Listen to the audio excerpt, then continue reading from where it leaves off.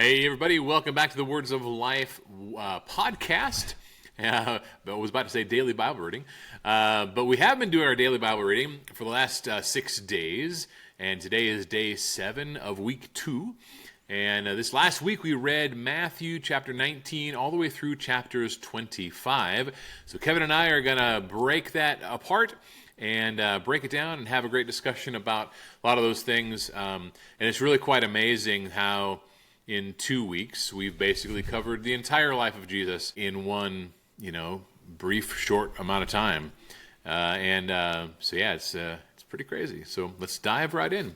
Let Kevin take it away real quick. What we're going to do is we're going to go through and just do a really brief synopsis of each chapter, kind of the main points that were covered. And then we'd like to spend most of our time this evening discussing the meat that's in chapters 21, 22, and 23 in particular, because we find that there's the most application for us in there, and kind of the unpacking the themes that Matthew has been giving us. So with no further ado, I'll let Kevin take it away. Chapter 19. Yeah, so like Adam said, we'll sort of just summarize real quick so we don't get bogged down for like an hour, just talk about every little minute detail. So 19, there's a conversation about marriage and divorce. Again, plenty has been said about that. We do not have the time to go into detail on and break down everything there in our time today. And then there's this idea of Jesus bringing the young children to him, and then the rich young man who comes to him and then goes away after receiving a call from Jesus.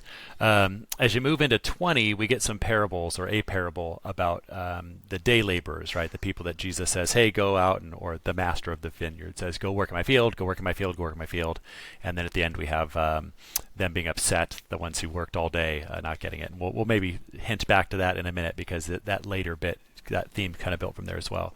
And then we have this conversation of that we're pretty familiar with if you're a student of the Bible, James and John asking to sit on his left and right hand, and Jesus kind of getting onto them, and that turning into sort of a servant leadership kind of a thing that's pretty popular in our world today. So just a little quick sidebar. It's interesting. Matthew points out that it was actually their mother. The mother with them, yeah. And then we pointed out last week, one of the titles of the posting was, how old were the apostles? Yeah, right. Yeah. Right. And so when we talked about that, I found it just so interesting, fascinating, that I'd never considered the fact that they were probably under the age of 20, because they wouldn't. So therefore, they would not have had to pay the temple tax. And why else would maybe their mother be traveling? Their mother come along and say, right.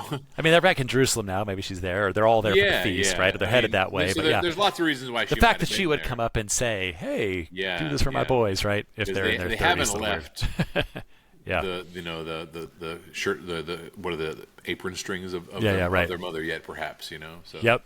And then 21, I mean, the biggest thing there is really this idea of the triumphal entry, right? Jesus is entering Jerusalem. And so as Adam mentioned, right, 20 chapters we read through, and we have the whole life of Jesus summarized in those 20 chapters. And then from here on out, it's all going to focus on really sort of the last week, and then after the resurrection as well. Some undetermined period of time, as Matthew bounces around some things in there. And then after that, we have, again, those things that accompany Jesus entering, the overturning of the temple tables, and the stir that causes, and then this conversation about Jesus' authority, where it comes from. And then there'll be some parables that are going to start there in 21. We'll still spend some time here a little later, but he's really starting to point out the problems with the ruling elite, as we've been building that theme. And we see that most specifically called out in verse 45 when it says the ruling priests and Pharisees heard his parables. They realized he was talking about them, and they were trying to seize him. And so you can see that sort of coming to a head there. And then 22, we have again and 22 and 21, 22 and 28 is really this confrontation that's happening as Jesus enters in there, right?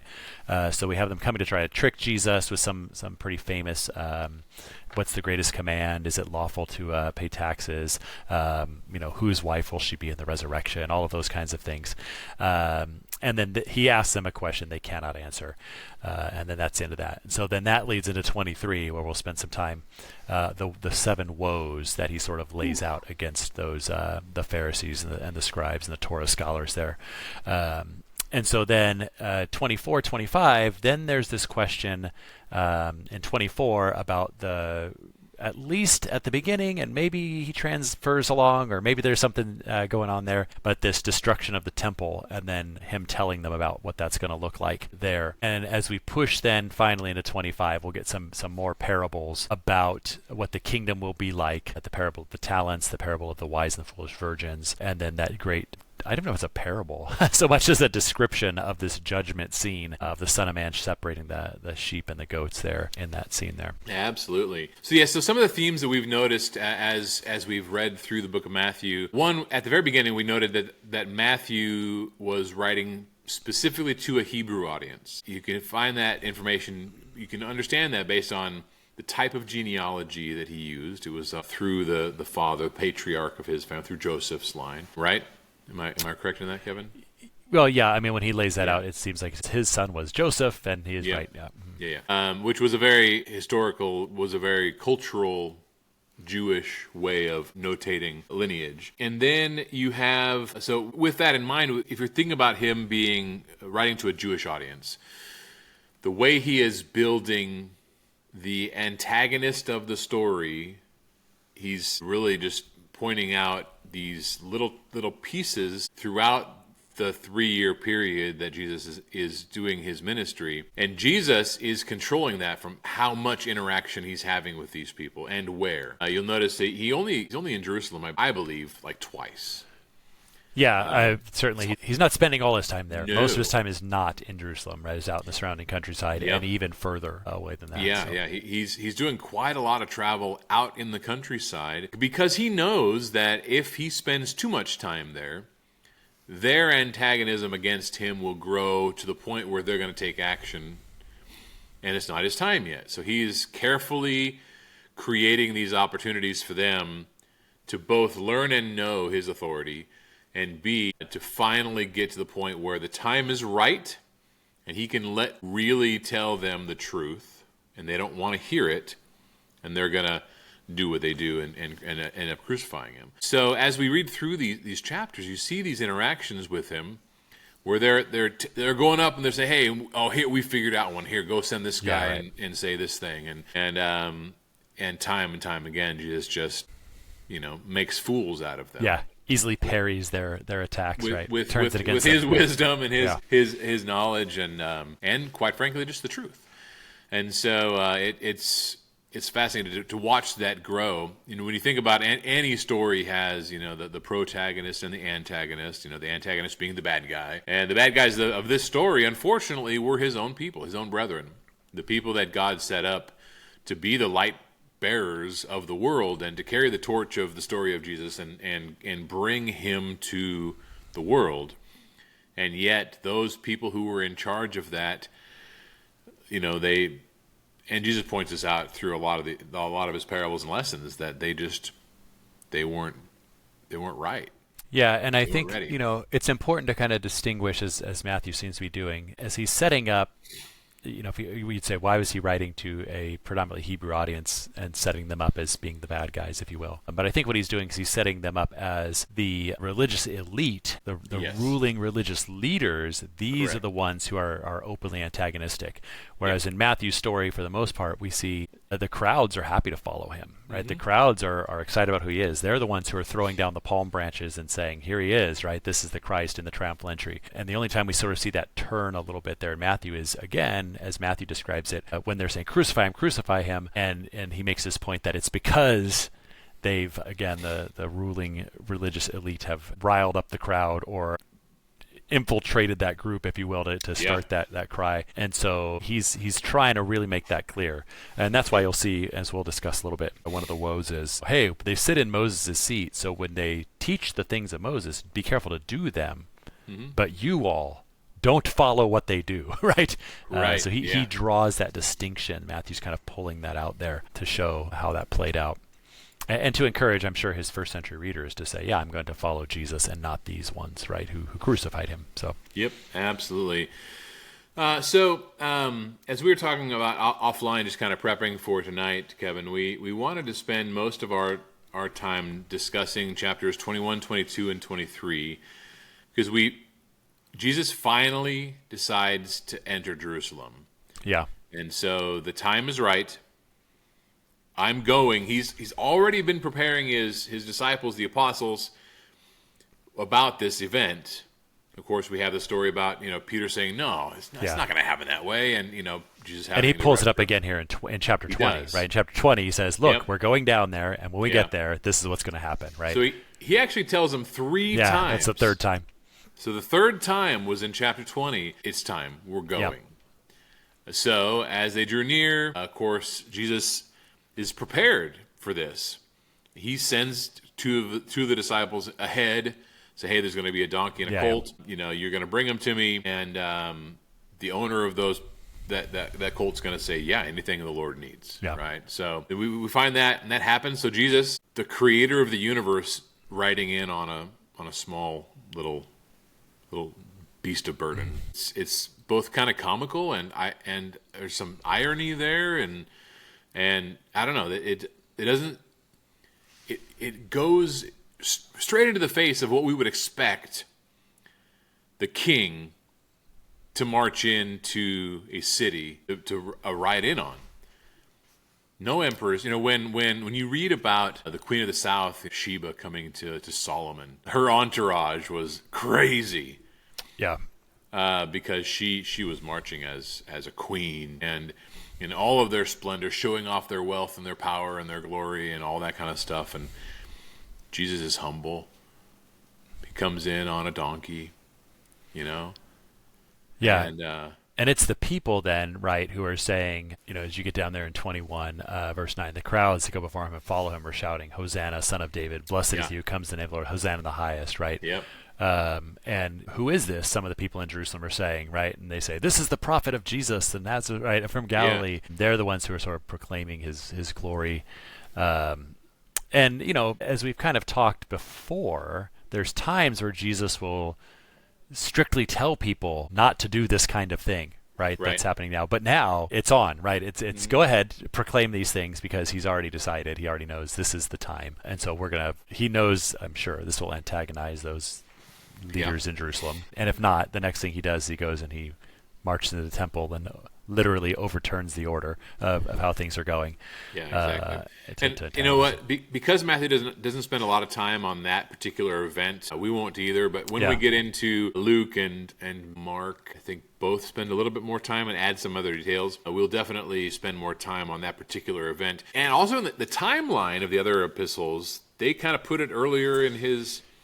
It seems like... Earlier in the book. Yeah, and it seems like maybe that he's done this twice, right? Maybe. That once he does this at the beginning of his public ministry and once again at the end. That could be what's going on as well. And Matthew's only recording this one here for us. Correct, yeah. So he's only records at this one. Yep. And it's in conjunction with his entry into Jerusalem. Yep.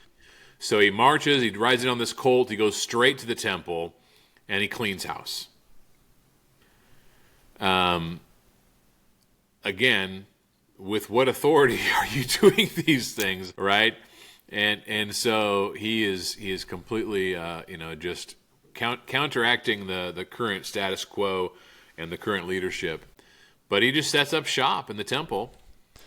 Yeah, and starts healing people and teaching, people. Right? And again, that healing's happening there. We see, which kind of boggles the mind a little bit, right? That he goes into the temple, and in the temple there, he's healing these people, right? He's healing the blind and the lame, and all these healings are happening there in the temple. Effectively, what is this high holy day, right? Or this period in time of religious enthusiasm and fervor and remembering our deliverance and all of these things, right? This is what's going on right now. You would think that if these miracles were happening there, that people would see it as, this is great. This is just bonus, right, on top of this, right? Like, man, God is working here today. And instead what we get, right, is the chief priests and the scribes saw the wonderful things they did and hear the children crying out in the temple, Hosanna, Son of David. They were indignant. They said, don't you hear what these ones are saying? Like, make them stop. Which, again, is Matthew kind of building this up of, see, these are the ones who are sort of in opposition, who would not receive. And I like how he even says there, when they saw the wonderful things that he did. Right? What? Yeah, they saw. They saw the wonderful things. That's how it has described. They saw the wonderful things that he did, and this was their response. And I've been struck lately, we've talked about Hebrews. We're now doing it in Wednesday night Bible study at our congregation. And so we got through, chapter 3, where he references Psalm 95, and you go back and read Psalm 95, and it's very interesting that the psalmist is effectively, if you go read it, right, it's this worship song, but it talks about then, don't harden your heart, and don't be dull of hearing, and these kinds of things, right? And so there's this picture that's presented by the psalmist that the Hebrew author picks up on that we see played out here as well, that there's two responses to seeing and hearing the wonderful works and word of God. You either fall down and worship, or you harden your heart, right? And this is being played out here again in Jerusalem at this time. This should be the time where everyone is worshiping God because of this. Yeah. And there are some, though, who go, we have to seize him, we have to take him, we have to kill him, because that's their response to seeing the wonderful things God's doing. Yeah, well, so by no means am I making a direct comparison to Donald Trump and Jesus. Sure. But if you look throughout history, this type of thing where a powerful figure comes on the scene is not from the status quo elite leadership of the time. And the elite leadership does everything they can to get rid of that guy. Yeah, and the thing we have to be careful of there, right, is of course like this has happened multiple times throughout history. It is the way that it's a human thing, yeah. right? It's the way humanity is. That's really my point. So yeah, power holds on to power, right? Yeah, but you see somebody like Donald Trump, he's been successful in the world, in the world of business, but never been in politics. He's not a politician by trade. He's not, in fact, he prides himself in not being part of the established. Sure. Right? That's his thing. Like, I'm going to clean the swamp or whatever, right? And so those people who have a fear of losing that status, of being part of the whatever, the swamp that he's referring to, and I'm not trying to get political, but I kind of see a parallel between what happened with Jesus and him interacting with those people. Yeah.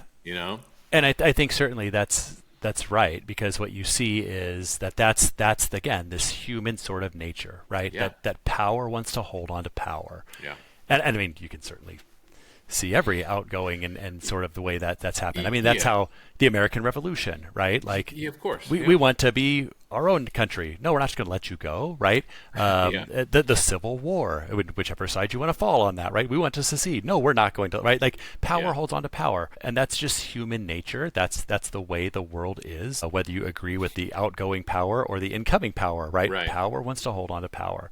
Yeah. And so you see that play out here, which, again, just kind of speaks to this idea of Jesus understanding human nature, right? Because he's the creator, and understanding that, look, I can get myself killed very easily, right?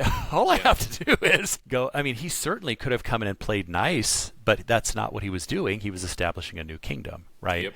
And of course, this is why Rome is no problem with Christianity for a while, until they want a scapegoat and they want whatever, and they don't like the things that are going on, and the withdraw of challenges. The emperors don't like that you won't worship the emperor, right? I mean, like, this is human nature. This is how this goes. The power wants to hold on to power, and so we shouldn't be surprised that this is not an unusual thing, I guess, right? It's only unusual in that they should have known better, because they should have been the ones who were seeing him as the incoming king that they were looking for, right?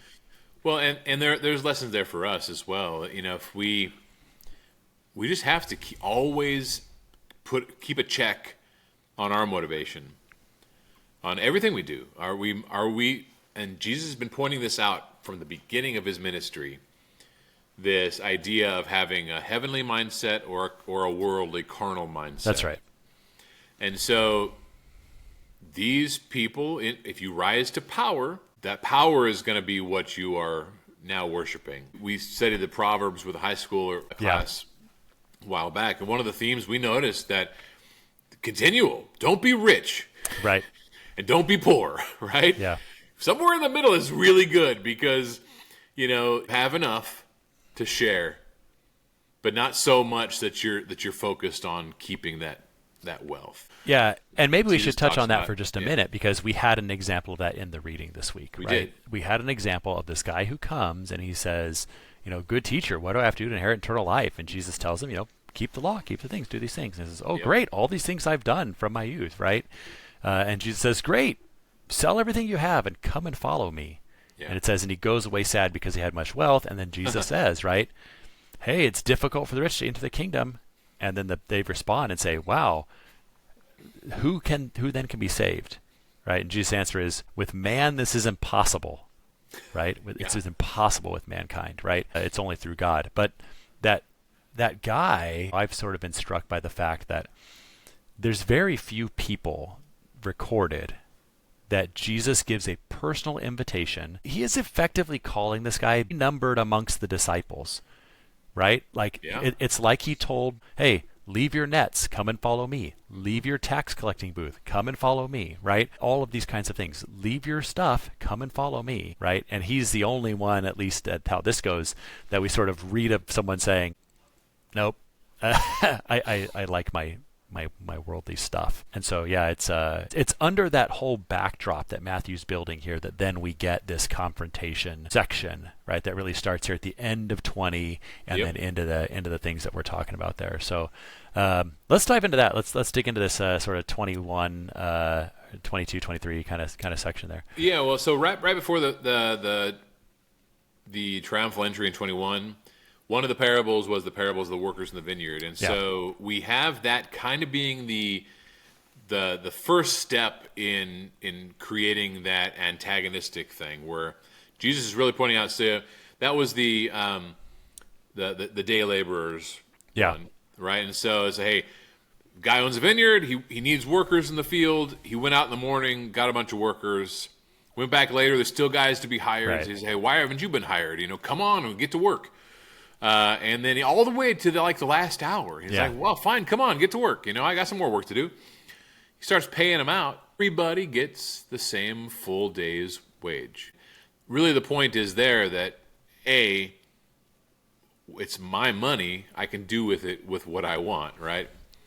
And B, it's the subtle side lesson is that the Jews have been working in the vineyard for thousands of years, technically. Right. For Jesus, for the Lord.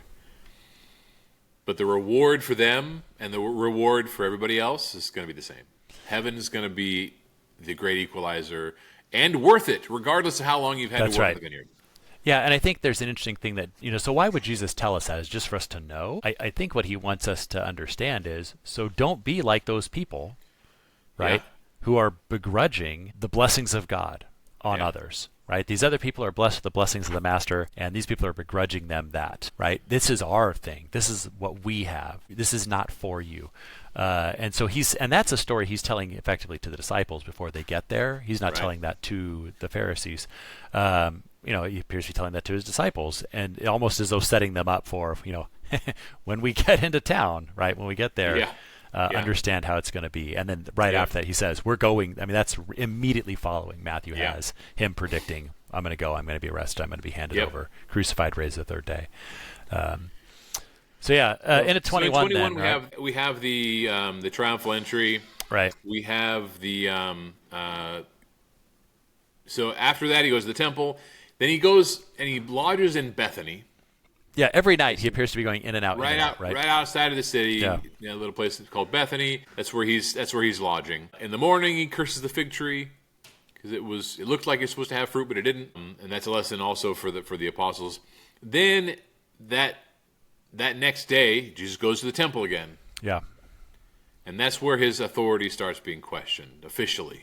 Yeah, and so they start with, and this is going to set up again this idea of there's two sources, there's two things you look at. There's either man or God, right?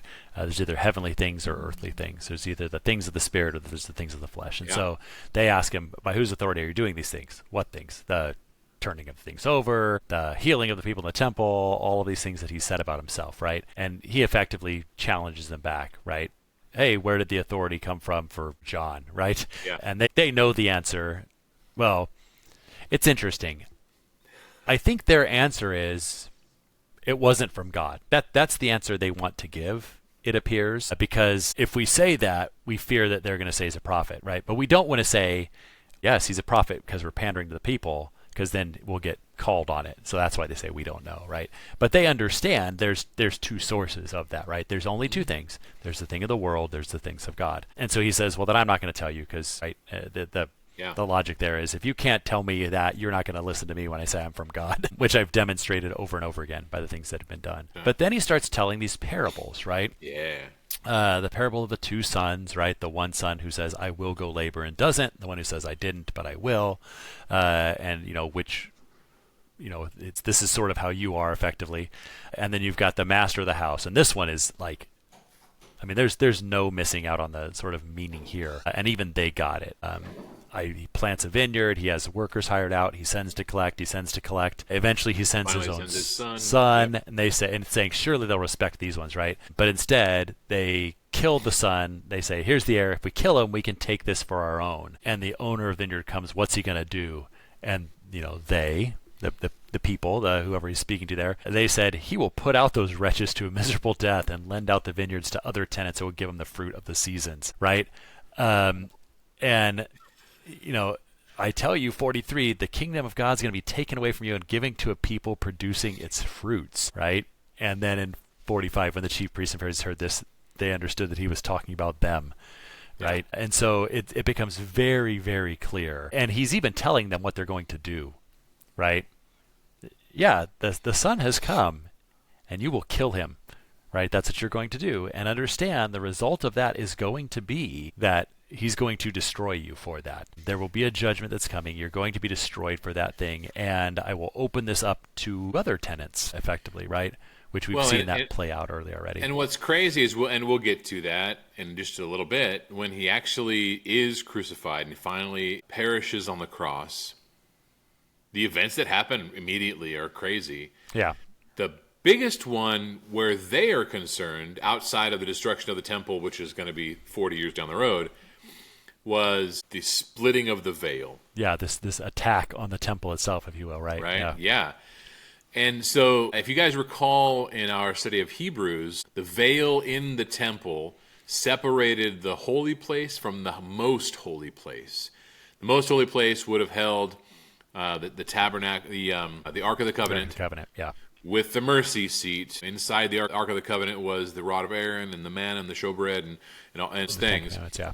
That represented the place where God's presence was, and only the high priest could enter there once a year. Yep.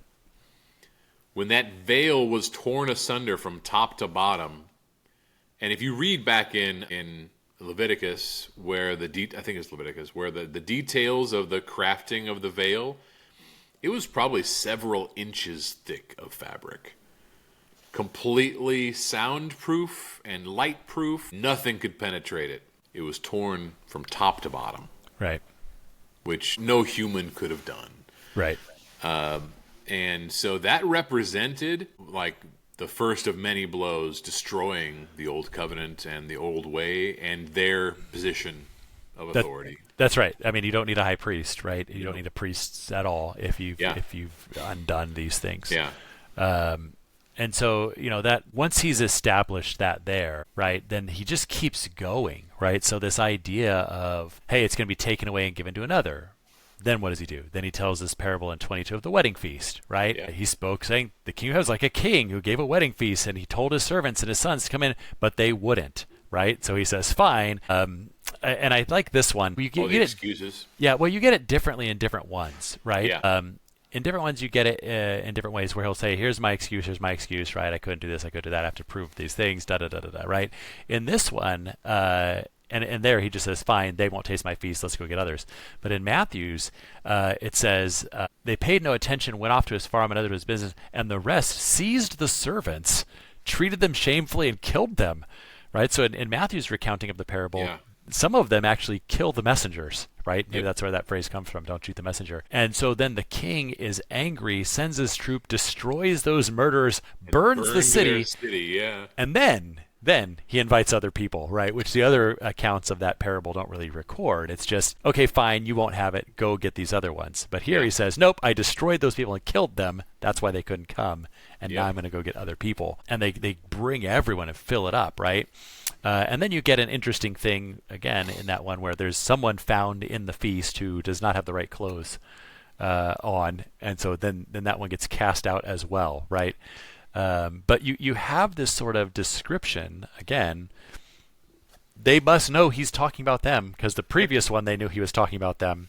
And now he says, let me tell you another story about rejecting the king, right? And what that's going to be like. And so he's just piling on. And so it's sort of after that they've decided, it seems pretty clearly, that, okay, we're going to kill this guy. Now we just got to figure out, like, how logistically, how we're going to either do it legally, how we're going to do it without the crowd turning against us, these kinds of things. And so that's when you get, then the Pharisees plotted and they did this. And the Sadducees the same day came in, right? It's really now just this. And they're being super, super crafty and strategic about this, because in 15 of chapter 22 it says the Pharisees plotted how to entangle him with his words. Yeah. And they sent their disciples, so they're not going. They're sending their disciples to him along with the Herodians, which is a really interesting little tiny detail there. And this is where they're going to ask the question about taxes. Yeah. Right? Because the Herodians, I don't want to get it wrong. Explain the Herodians again, Kevin. Well, and so, we're speaking of those of Herod, right? These people who have Herod. Herod's what's the term? He's the person who's charged with ruling over Judea for the Romans, right? And so, we read about him earlier, or one of the Herods anyway, with John the Baptist beheading, right? And if you ever want to look up the history of crazy, right, the Herods and the craziness going on there, especially surrounding, not to get too far off topic, surrounding the taking of the other's wife and all that. It's nuts, right? It's like these are not moral people who are running the show there. But these people are effectively, people who are of his, and so they're coming to say, hey, is it lawful to pay taxes to Caesar? Hoping he'll say no, and they'll run back and tell Herod, hey, whoa, who's in town, by the way, right? And say, hey, you got a problem here, right? This guy's riling up insurrection. And that's what they're hoping he'll say. Or he'll say, yes, you should certainly, absolutely pay taxes to Caesar. And then it appears they're going to say to the people, look, this guy's a Rome sympathizer, right? Right. He can't be your Christ. He can't be your king. He sympathizes with Rome. You're saying, here's the king we've been promised.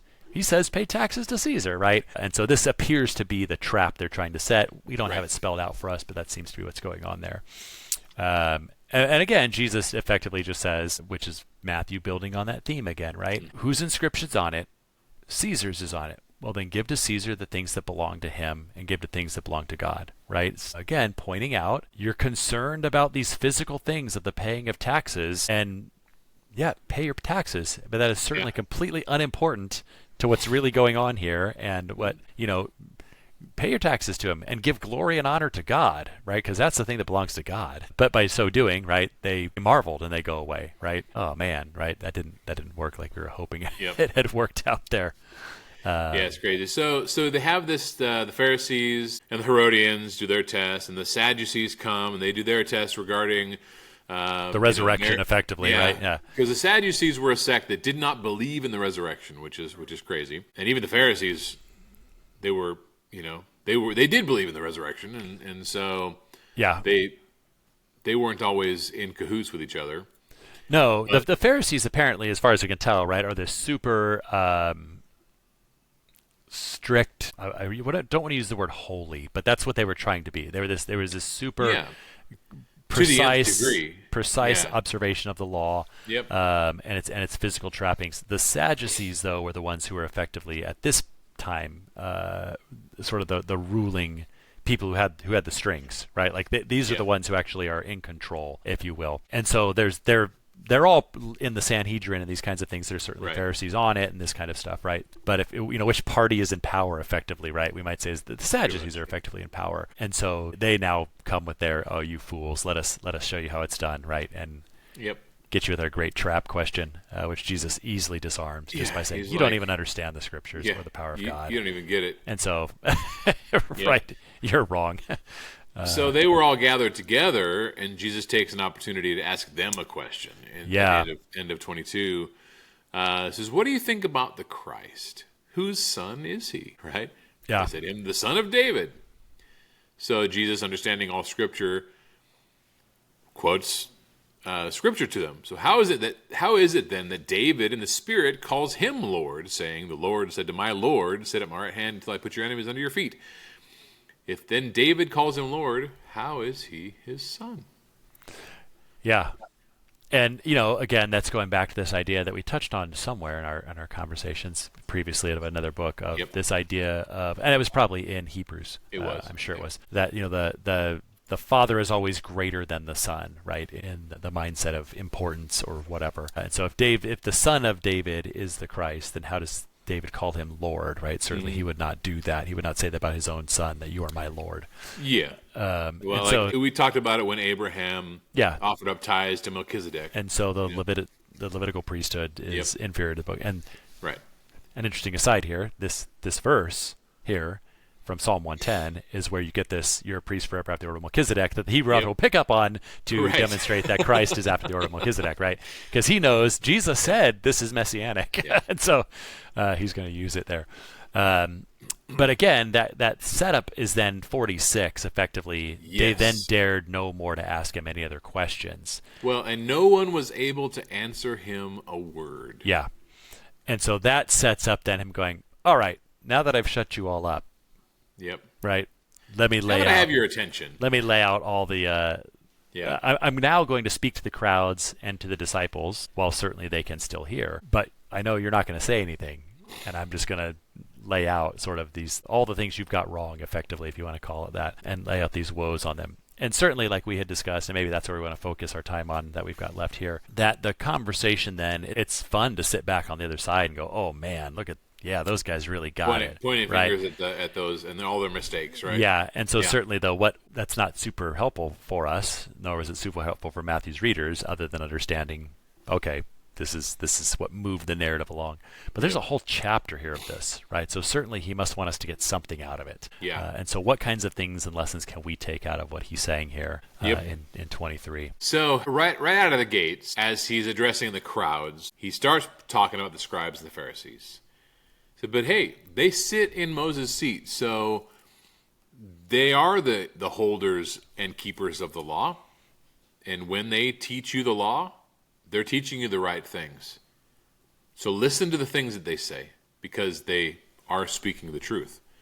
However, they don't follow it themselves very well, so don't look to them to be examples. Yeah, don't do what they do. Yeah, for they preach, but they do not practice, which is where we get, practice what you preach as a common phrase, right?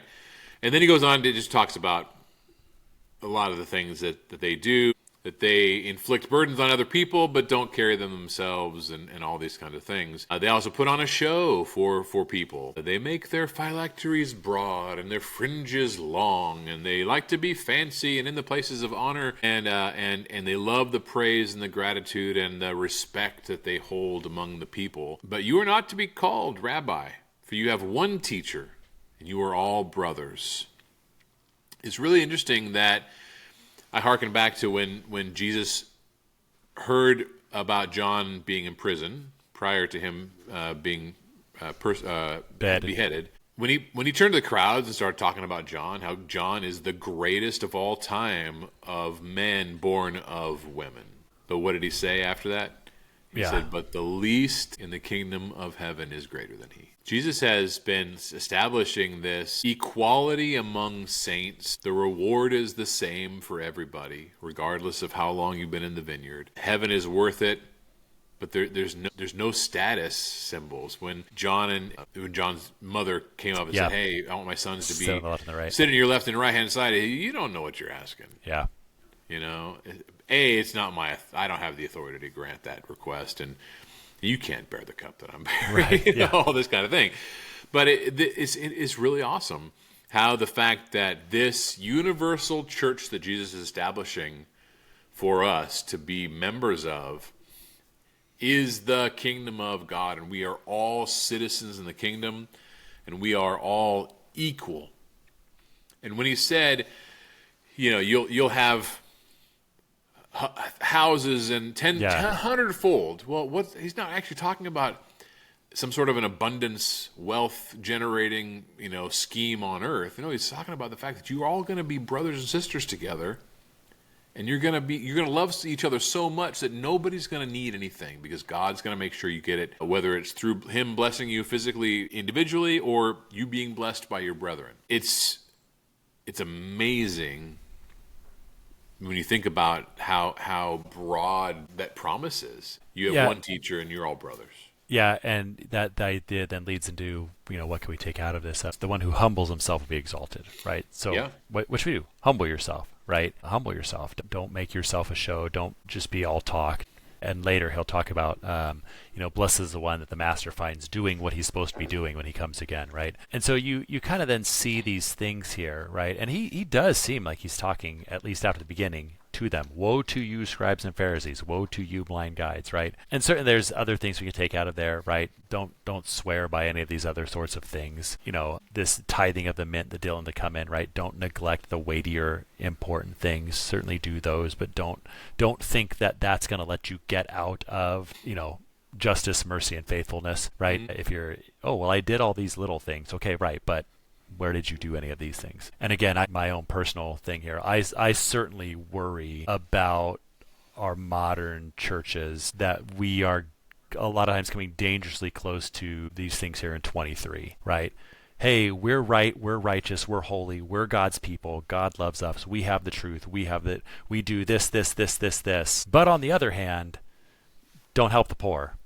Right. But on the other hand, don't have mercy for anyone. But on the other hand, right, like, really, let's be careful about justice, mercy, and faithfulness. We might be missing out on some of that stuff here, folks. And don't think going, well, I had the right truth about this or the right doctrine about that or the right is going to then result in you getting out of that, because that's what he says later, right, when he does that sheep and goats things. Where were you when I was in prison? Where were you when I was hungry? Where were you when I was thirsty, right? Yeah. Where were you when I had nothing? If you didn't do it for these, you didn't do it for me. And that's his distinguishing thing of how he separates them there. So, there are some heavy things in here for us to look in the mirror on, right? I look really good on the outside, but what's the inside look like, right? Idea is that we kind of just gloss over sometimes in our modern telling of the gospel in America, right? And I don't just mean, the churches we're familiar with, which there may be some of that as well, certainly, I think, but also the larger Christian nation of America at large, right? I think we're missing the mark on a lot of these things here and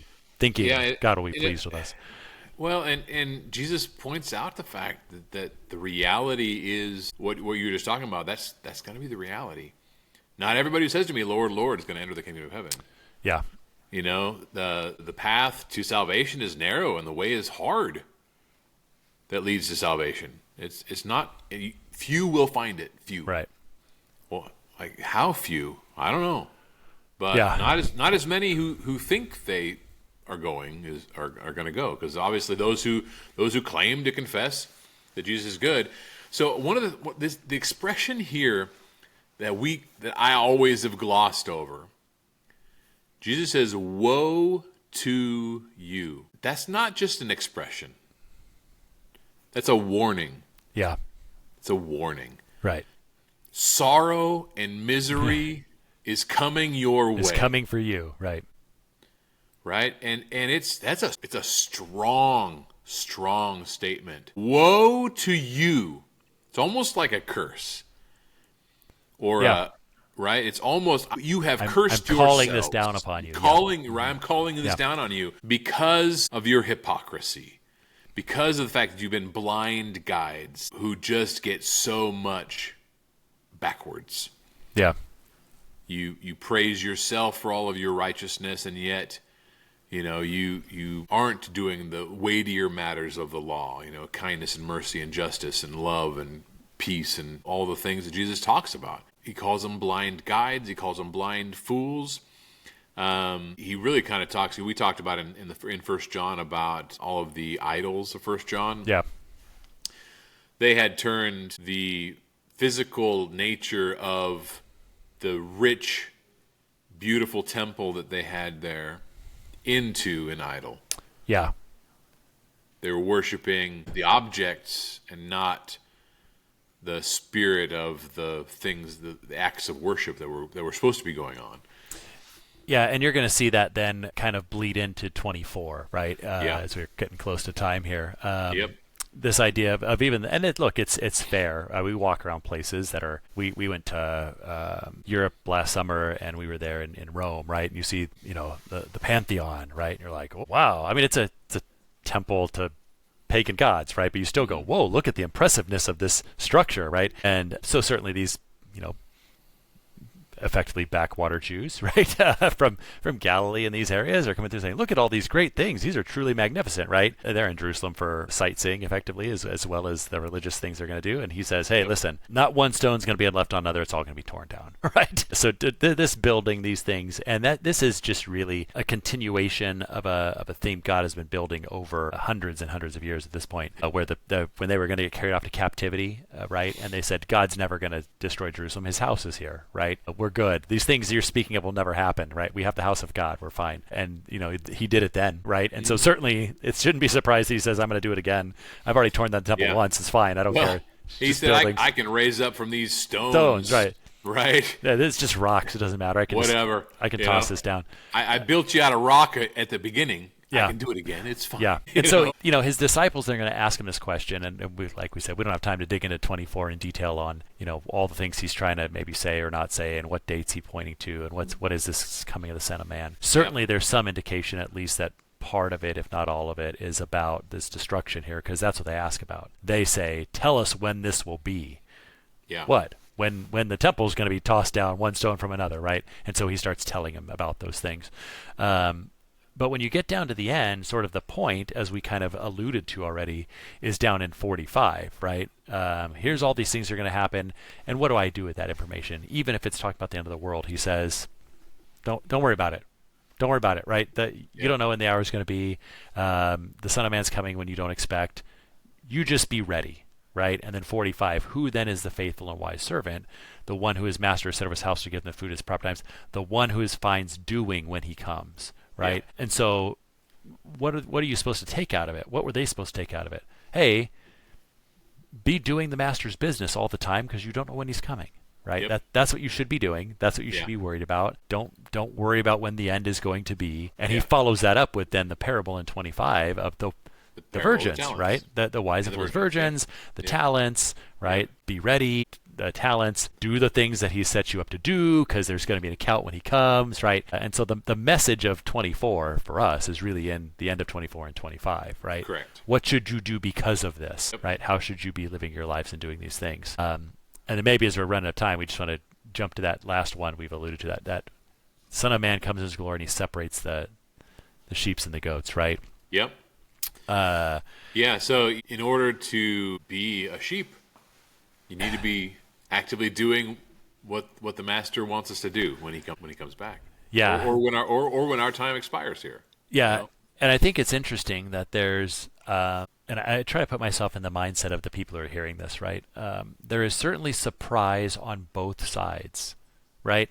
Now, it's not there are some people that are surprised that, hey, you're in the goat pile, right? They're surprised they're there. Yeah. The ones who are in the sheep pile don't seem surprised they're there, but the surprised is why, right? Right. Hey, we did all the things great, good, and they say, yes, this is why you're here, because you served me, and their surprise is, when did we see you, right?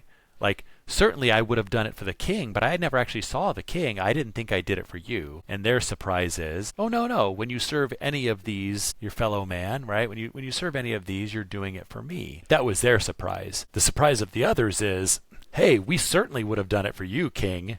Yeah. But we never saw you. We were just waiting and waiting and waiting for you to show up for us to do some good thing for you, king, right? And he goes, well, you missed it, right? You had all these opportunities to do it. And what was it, right? Yep. I was a stranger and you didn't welcome me. I was naked, you didn't give me clothes. I was sick and you didn't visit me in prison. I was all of these things you could have done that you didn't do. And I think this is something where we have to be very, very careful, because we are being told by the world, don't welcome the stranger. Yeah. Don't welcome them. We're being told by the world, people in prison are bad and there for a reason. Don't go visit them, right? We're being told sickness and death, that's not something we deal with, man. Enjoy life and stay young and do whatever. And if there are people sick, just avoid them. Put them away in some place where you don't have to see them, right? I mean, the world is saying, no, don't do these things. Don't give food to the hungry and the thirsty. They're poor for a reason. They deserve it, right? Like, this is what being told in our country today, and we cannot buy into that. We just can't. Or we're going to stand there and he's going to say, Oh, well. So little sidebar. So we've been dealing with familial within my own family. This is a real thing. So for those of you who don't know, my folks, my mom and father were divorced before I was even born, really. So I never really was experiencing that. My mom got remarried to Gary Gibson from Fresno, is a wonderful Christian man, and he essentially mostly raised me my whole life. And between him and my mom, they have been the torch bearers of hospitality my whole life. I remember like a dozen times where we had people come into our house. We swapped rooms and moved around, and people stayed with us because there was a need. And so that has always been a way of life for them and for us and for my home, my original home, right? Well, Mom's got Alzheimer's now. Yeah. There is a man who found the Lord, and he's had a really, really rough life, and he's trying to make his life right.